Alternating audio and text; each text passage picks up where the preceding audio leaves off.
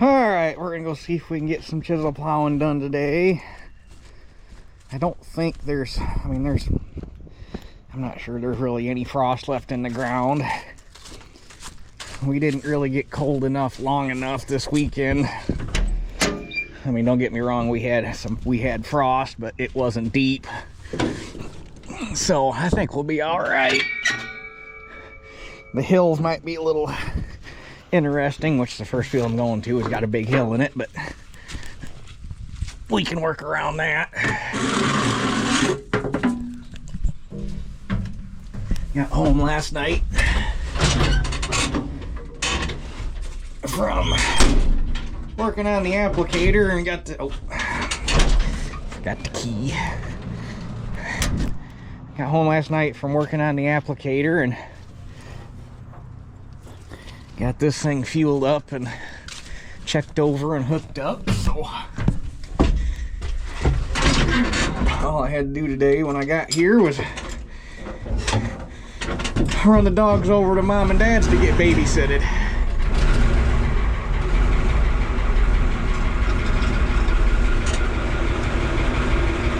So I'll let this thing warm up for a minute, and I think I might go grab a rag and wipe my windows off real quick. Oh yeah, I don't think there's any frost here. If there is, it ain't much.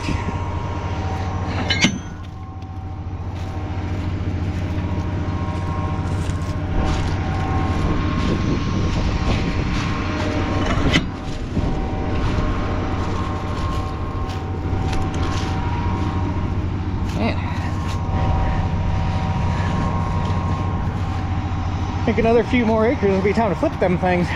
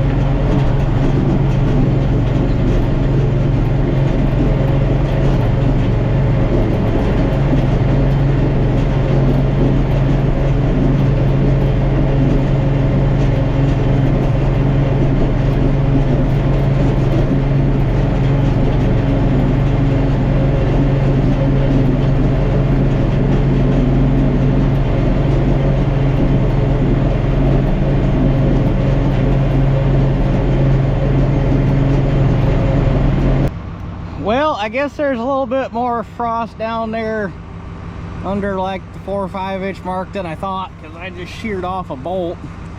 I looked back, noticed the center shank was plugging. It's like, what the heck? And that's because we done did sheared bolt clean off and spun her sideways. So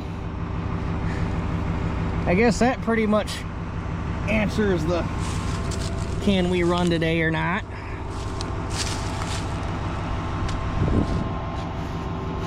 Ain't no sense in breaking something, so I didn't honestly think we'd have that much frost in the ground, but apparently there is.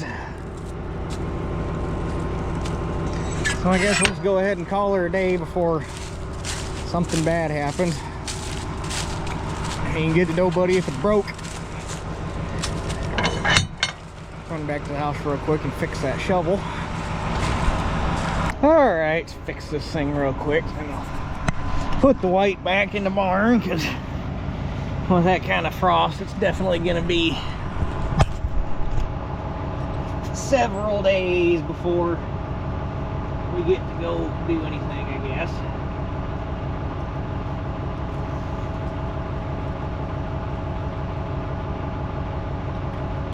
I guess that's one of the quirks of working ground in February. You get a bunch of 55-degree days in a row. You don't really... and it feels like spring. Having frost in the ground doesn't even really cross your mind.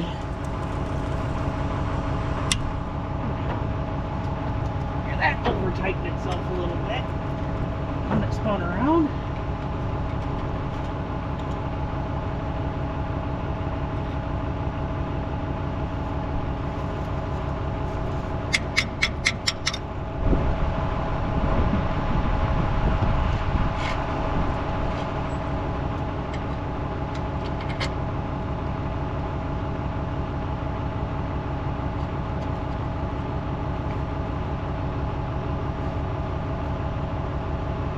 I'm not going to flip these things over yet, because the price of tillage iron, you run these things right down to the nubbin before you, while they're going to the other side. I still probably got 15-20 acres left in them before you got to worry about it. They ain't wearing on the shank yet, so.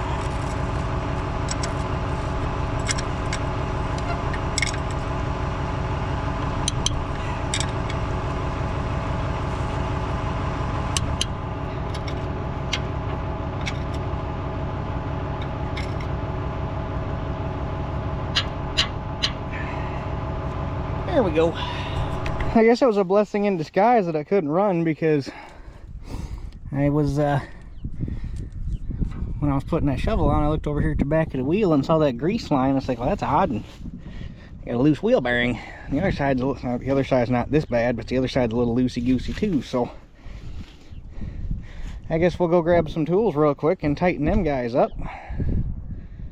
They're new bearings we put, well, new, they're 5-6 years old. We put them in there when we got the plow, because the bearings were junk in it when we got the plow. But let me go grab my tools. Alright, unfortunately the bearing cap tool is at Mom and Dad's. I need to buy one for myself.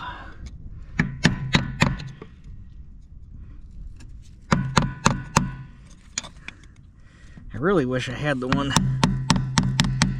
we had an auto shop in high school. That one had handles on it that were about 14 inches long. It was a big forged steel one. That thing, you could beat on it with a 3-pound sledgehammer if you wanted, and you weren't gonna hurt it. But usually you didn't need to, because the thing had so much leverage. I don't even know what brand it was. It was probably a good one, because most of the tools we had were like really good professional grade tools from like the 70s and 80s. If I could have had half the tools we had in that shop. Yeah, it was all Snap-on and Amco and like good American, a bunch of older Blue Point, which, you know, back in the day Blue Point wasn't nothing to scoff at. And this is the part where they get to be a pain because you can't get them any further than that. Okay, this is where the old channel locks come in handy.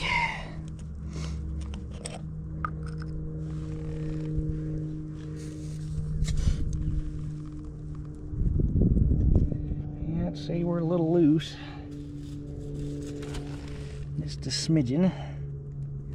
The bearings, this is one of Glencoe's kind of screw-ups on these plows. They really should have went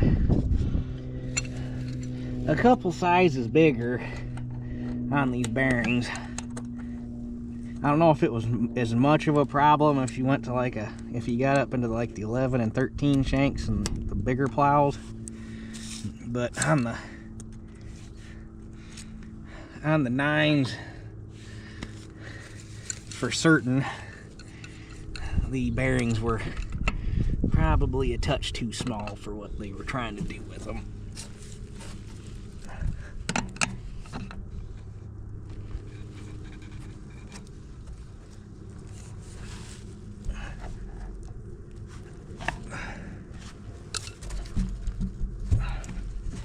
That's probably okay.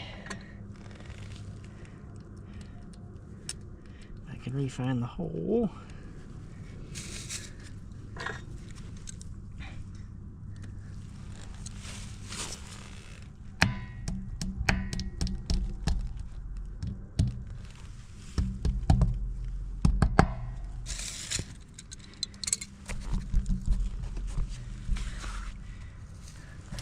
And the other thing, the hubs on these were non-greasable. You had to disassemble them to grease them. Well, when we did the bearings on this after we got it and realized that they might be kind of high maintenance, Dad actually drilled these hubs and made them greasable.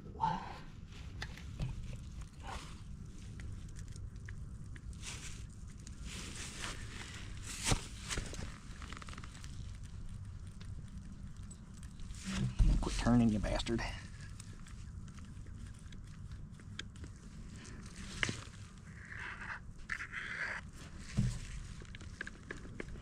And come on, the dang gun lost prime. Which is weird because normally I don't have that problem with this gun.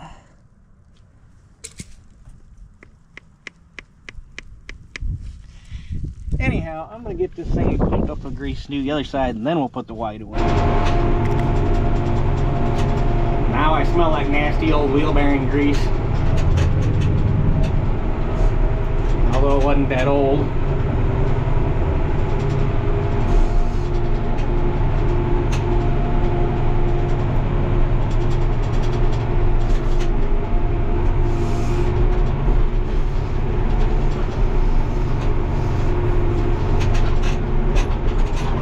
Well, I tried. If I didn't try, I'd have never known. But it's supposed to stay warm for the rest of the week. We got a slight chance of rain Thursday, but it's, I mean, slight. First it was 60, now it's 40, so they might end up taking it out altogether. Which, honestly, I'd rather it rained, because my fear is, and I hope I'm wrong, but somehow I managed to be right about last fall, but I really hope I'm wrong this time. We've been in this cycle of having like two wet months, you know, 8-10 weeks of wet, and then 8-10 weeks of dry, and then 8-10 weeks of wet. So if we're into our 8-10 weeks of dry now, our 8-10 weeks of wet's gonna be starting up right around April. And if we have 8-10 weeks of wet, that takes us till the end of May, beginning of June. And that's not a very fun thought, but that's what I'm afraid of.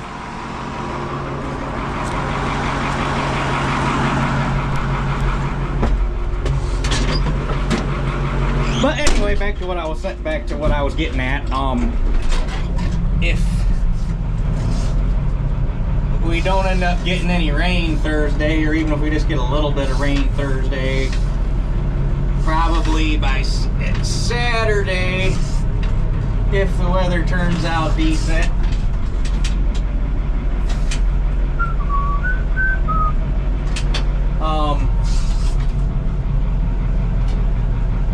we might be able to go back and chisel plow on Saturday if the frost is out of the ground, because it's supposed to, like I say, it's supposed to stay warm. But there ain't no sense in leaving this thing hooked up and trying tomorrow, because it's going to take a lot more than one day. God, I love this barn. I just need to get some concrete poured, at least in the, that door down there. I don't care so much, because really the only time it's unhandy is like in the summer when I'm pulling hay wagons and stuff into here, which I only do one time a year, so it's not that big of an inconvenience. But if I could at least get an apron poured on this door so that I don't got to worry about that guy anymore, would be ideal. And since my tile project got shot to shit for this year, thanks to problems with the county and AEP taking their sweet time cutting on trees, maybe the money that was going to go towards that can go towards this. Because if there's $1,000 in the concrete here, I'd be impressed, because I'm probably only going to have them, it's probably going to come out to about 8 by 20, because I'll probably have them come out 4 feet, have them go in 4 feet, and 20 foot probably, and maybe have them go a foot either side of the door. So I don't know, maybe $1,000 worth of concrete by the time you get the concrete and pay to have it done. Because I wouldn't mind learning, or you know, like when it comes time to do the floor in the basement of that barn, there's enough knowledge between my dad and a few other guys that grew up doing that kind of stuff that I have no problem doing flat work, so by ourselves. But when you gotta put slope into it and then have a trough in it for the door to serve, it wouldn't be a trough, but you know, you got your ledge that comes out and then drops down and then back out for the door to butt up against. And when you got to start doing forming like that, it's just easier to just pay somebody to do it that's got the forms and the skill and the know-how and yada yada yada. So I guess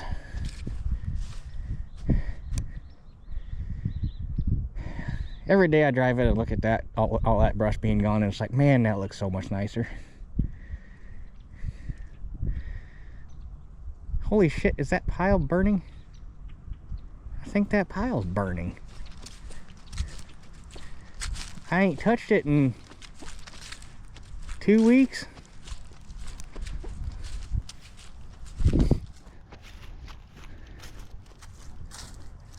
Yeah, that smoke, that damn pile's still burning. She must have been hot.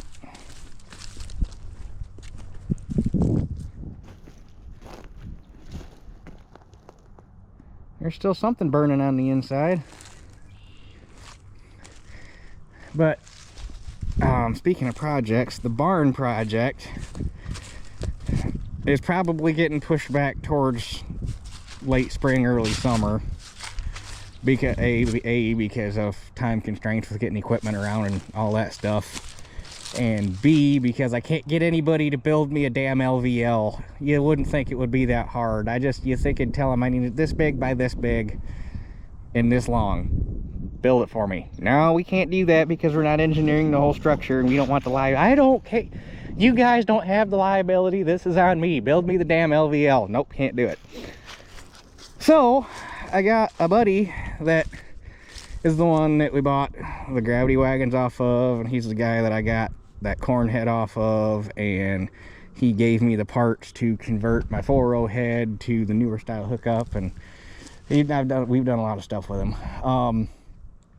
He lives down in Amo country, and I got him looking to see if he can find me somebody with a sawmill And A, somebody, an Amish sawmill, and B, possibly even get somebody Amish that knows about working on these old beam construction barns to have somebody come up and actually look at it and give me some pointers to see what they think.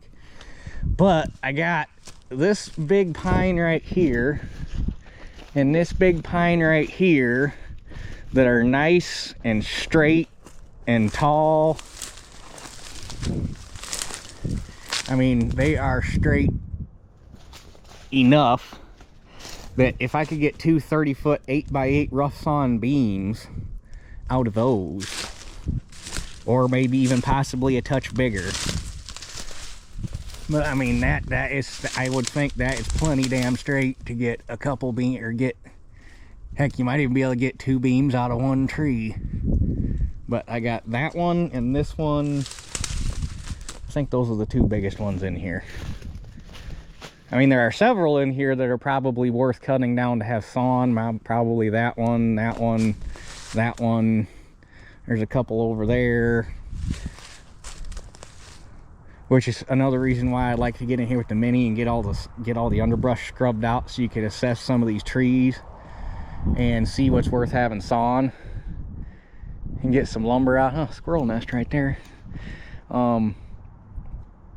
Obviously getting lumber, getting other than the beams, probably getting enough lumber out of this to do everything in there, probably not going to happen. It would be cool to build it all out of rough sawn, but, and the other problem I'd run into is if I cut them down now and get them sawn green, what kind of issues is that going to run into? But it's not like I want to get them cut down and wait a year to have them sawn when they're dried out, which is probably one of the downsides to trying to work with rough sawn. But that's an option on the table right now too, is getting some rough sawn 8x8 beams, because if the rest of the barn is framed out in 8x8 beams, then surely some 8x8 beams added to the structure would support a loft. And if I could have them, if all I have as far as cost goes is having them sawn, because I mean that tree right there, I bet you could easily get all them, get both beams out of just that guy right there. Because I mean that tree is at least, I'll bet it's damn near 8 inches all the way up at the top. And that one's probably about the same, but that's the bigger of the two. And I bet them trees are every bit of 90 foot tall. It's kind of gonna kill me to take them out, because pine trees are my favorite trees. I really like pine trees and cedar trees and stuff like that. They look nice. They're Michigan-y, but they're in the damn way, so they gotta go.